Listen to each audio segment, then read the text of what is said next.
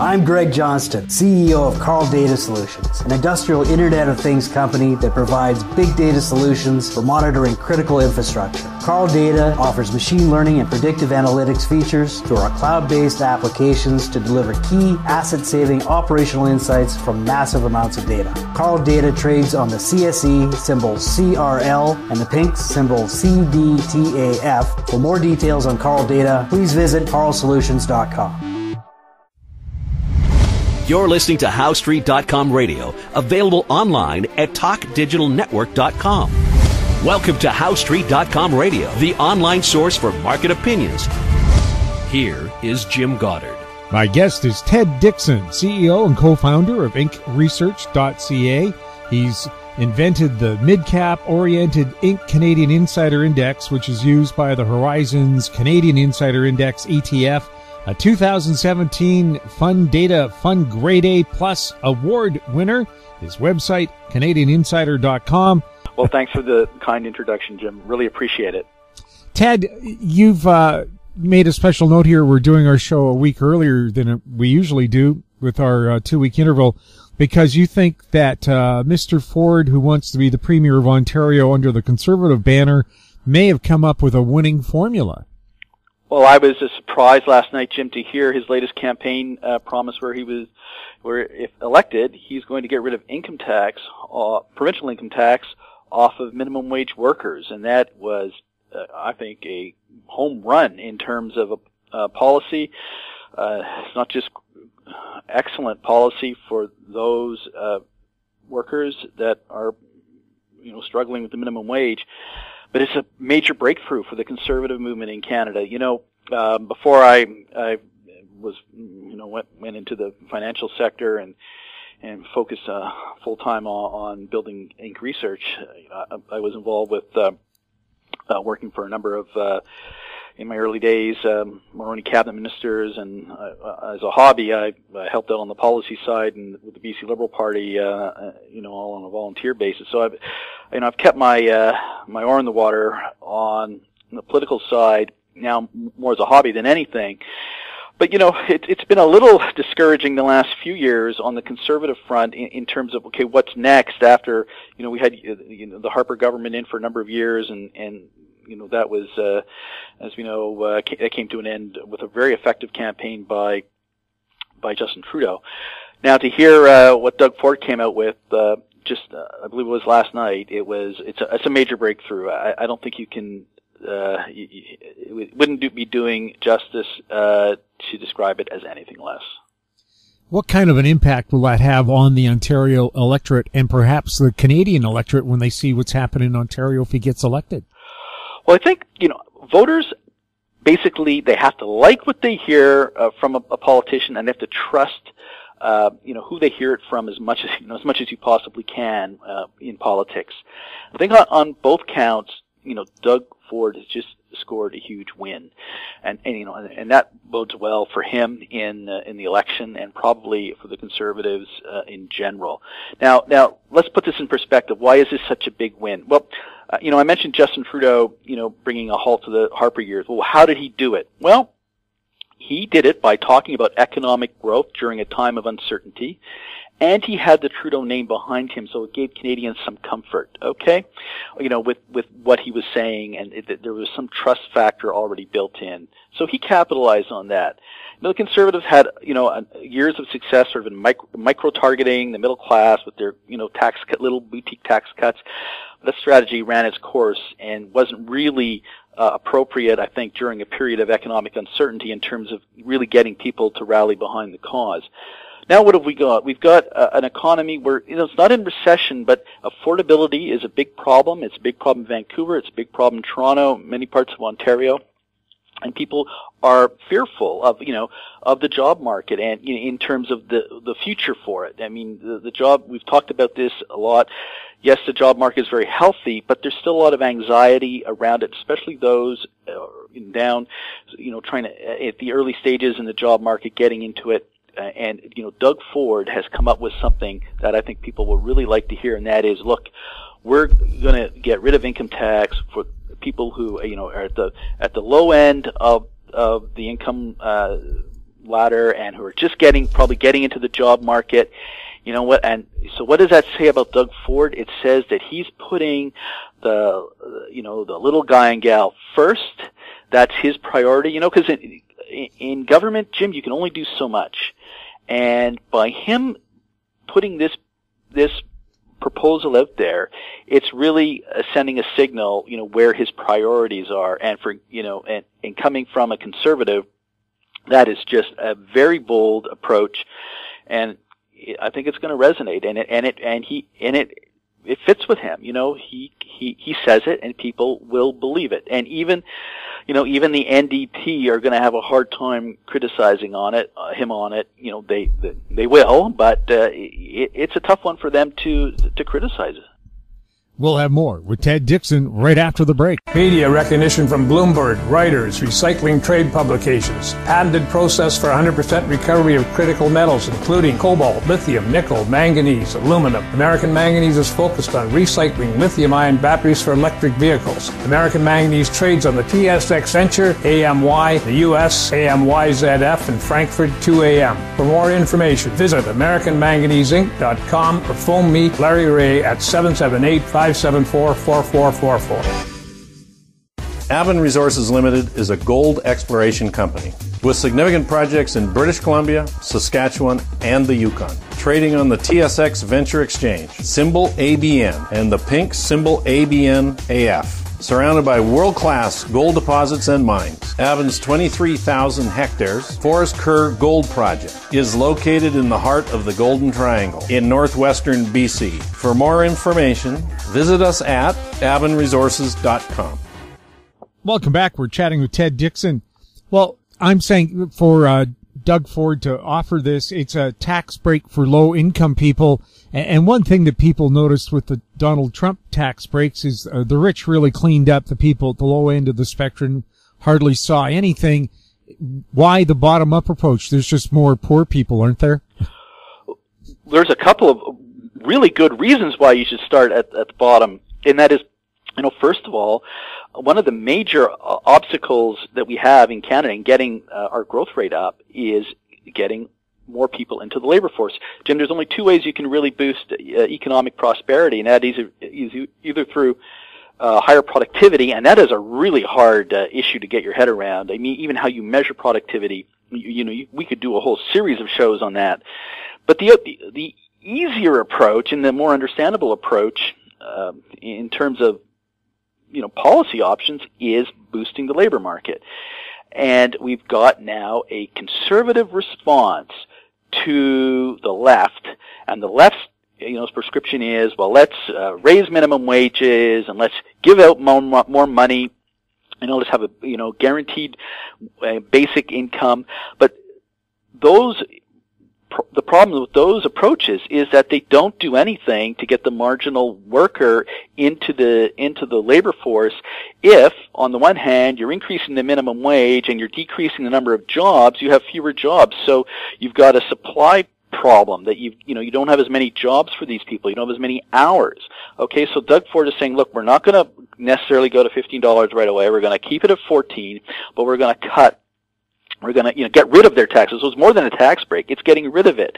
And so this is a breakthrough because basically the cost of getting into the labor force has gone down remarkably for youth, and it's going to really get to the heart of that whole challenge about how do we get our youth more motivated to get into the labor force. And as conservatives, we needed a response to the left, for their policies, which are always, well, we'll just give them more money, or we'll force up the wages, all these interventionist type solutions. Well, Doug Ford has come up with a better solution, from a conservative perspective. No, we're gonna cut and get rid of the income tax, and we're gonna get more people into the workforce. You gotta have taxes to fund the government, but you've got to also prioritize, what you tax. And what you want to do is, of course, at the very end of your priority list of what you want to tax, the last thing you want to tax is what you want more of. And we want more people going into the workforce. You should be putting that at the bottom of the list in terms of things you want to tax. obviously, you, as a society, you probably want to tax things that you don't want as much consumption of, such as, alcohol and soon, marijuana. So, you want to discourage that kind of consumption for a whole host of reasons. So those make sense to tax, okay? It doesn't make sense to tax people going to work unless you really, really have to. And for Doug Ford to come out and say, look, one of the last things we want to do is tax the low-income earner going to work, we don't want to do that anymore. I mean, that is just a home run. There's no other way to put it. Well, also as an employer, it doesn't cost me anything to hire extra people. Well, it apart from their basic wage, but I'm not going to have to, as you have to now in BC, start paying a medical services tax for each employee. Exactly. So it simplifies things. It just makes the pathway, the on-ramp to the labor force so much better. So there's a lot of strong rationale behind this. There were a lot of even, conservative pundit skeptics, who kind of rolled their eyes when Doug Ford got elected and going, well, at least we're going to get rid of, Kathleen Wynne, hopefully. Well, yes, let's hope so. But he has, with this policy, really staked out some important ground philosophically, in terms of his priorities. And by putting the labor market first, by saying, we're going to get that marginal worker who, maybe doesn't have the greatest skills, but, we're gonna, maybe a little discouraged, that maybe, just would want to sit home on their couch and play video games. Let's make it a little bit more attractive for them to get into the workforce. You don't have to pay any tax. I mean, it's a brilliant move, and it's a move that opens the door for Andrew Scheer in the next election to piggyback off it, if he so chooses, because one of the successes that Justin Trudeau had, and he needs, and conservatives, and there's a conservative partisans, would never acknowledge that anything that the Liberals have done, was, worked out. But they won that middle class narrative in the last election. Well, this opens the door for Andrew Scheer to take that back if he so chooses. So this could be a really strong 1-2 punch for conservatives going forward, and it could really help the conservative movement deal with this whole left wing move to basic income, which essentially pays people in many cases to stay home and do nothing. Yes, it also applies to people who can't work, and I get that, I understand that. I don't, we don't need lectures on that. But the problem is the unintended consequences is if you're going to give someone a check for doing nothing, a lot of people will select to take the check and do nothing. And as conservatives, we don't want that. We want to encourage people to go into the labor force. And, Doug Ford has opened up a huge opportunity for conservative-minded politicians and parties and movements right across Canada. It's a great move. And, I think, if anything, if there was any doubt that he is a front runner in this campaign, I don't think there was any doubt. Now, at this point, the question is, how big is the win going to be? Provided he doesn't, of course, make any other, provided he doesn't make any mistakes, going forward. And, he's already, once you hit a home run like this, I think, he can run on this, and make it a ballot question if he so chooses. What would you rather do? Get rid of income tax for the poor, or deal with all these big government programs? And and we're really, at the end of the day, bureaucrats are the big winners. And by doing something really quite simple and basic as getting rid of income tax for people entering the workforce, it's just it's a nice message, and it's something that I think conservatives can win with. We'll have more with Ted Dixon right after this. I'm Brian Fowler, president of Blind Creek Resources Limited, listed on the TSX Venture Exchange, ticker symbol BCK. Blind Creek is focused in the Yukon, Northwest Territories, and British Columbia. The company's key property is the Blend Project, one of the largest undeveloped lead-zinc-silver deposits in Western Canada, plus plans to advance the recently acquired, fully permitted historic Engineer gold mine in the Atlan District of Northwestern BC. Check us out at blindcreekresources.com. Don't miss out. Stay informed. Receive the HowStreet.com weekly recap with thought-provoking podcasts, radio, and articles delivered to your inbox. Sign up for the HowStreet.com weekly recap on our homepage at HowStreet.com. Welcome back. We're speaking with Ted Dixon. Ted, the IMF has downgraded Canada's economic outlook a little bit, but we still have growth expected to be a little over 2% this year, but worldwide they're expecting it to be nearly 4%. Why the big difference between the world and Canada? Well, with the world, you've got emerging markets, which pull up the overall average, and China, which beat expectations for Q1 growth. So you have to take all these forecasts with a bit of a grain of salt, of course.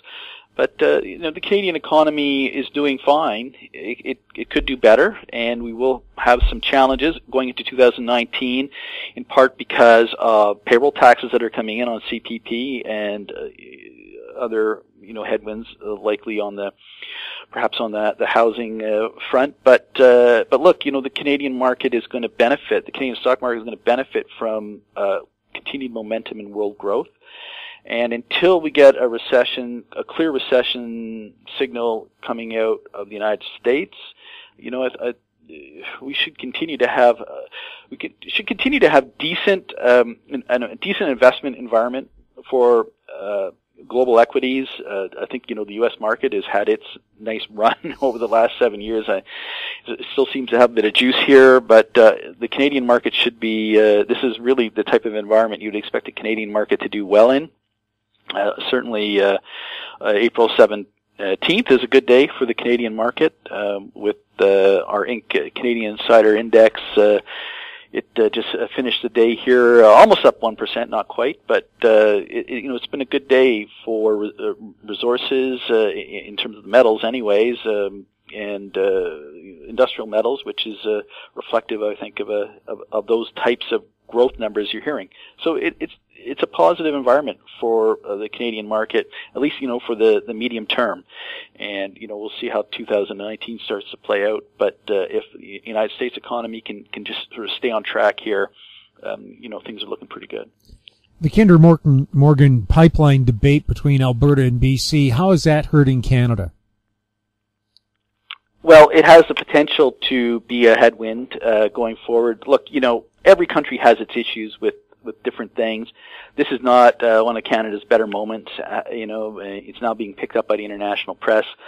But look, Justin Trudeau has no choice but to get this resolved. And ironically, I think John Horgan will be happy to have this resolved too.